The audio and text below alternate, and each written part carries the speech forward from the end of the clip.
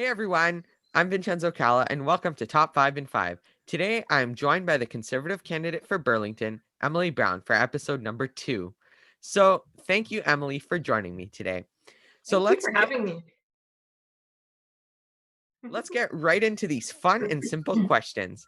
So, the first question is, what is your favorite book? Okay, I have a ton of favorite books. I'm going to say my favorites are actually a series of books by Malcolm Gladwell. I read Outliers was the first book I read, and I was absolutely fascinated at his storytelling and how he brought all of these seemingly disconnected ideas together and made it a seamless story about how they're connected. And he uses science, statistics, and math, so that's my cool thing.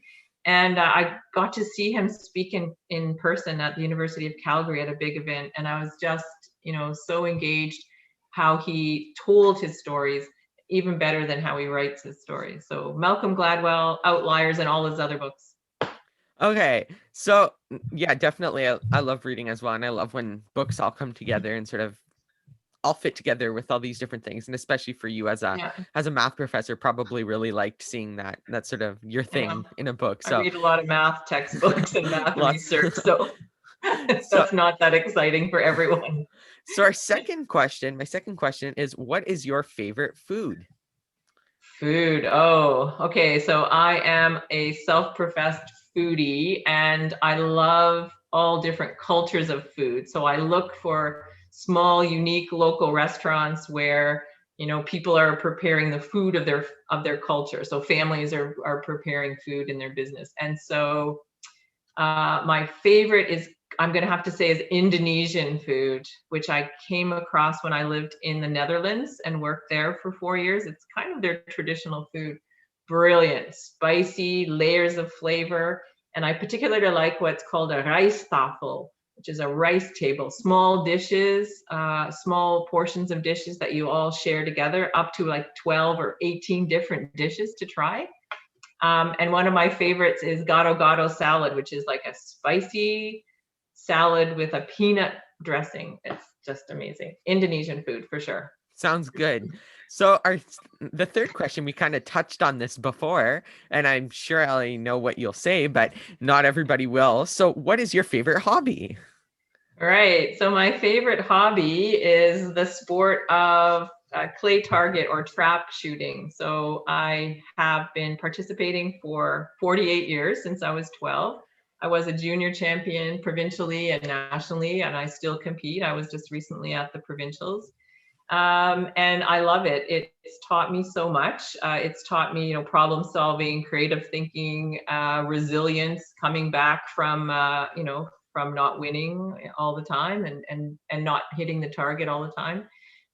It's taught me to be confident, and yeah, to go for what I want, goal setting. And so, sport shooting in general, those disciplines are just fabulous. You can participate your whole life. It's not like basketball. I used to play basketball, but at some point you can't participate at the level you'd like. That's not true with sport shooting, right? It's the great equalizer. Men, women, young people across all cultures. It's awesome. That's my favorite sport or my favorite hobby.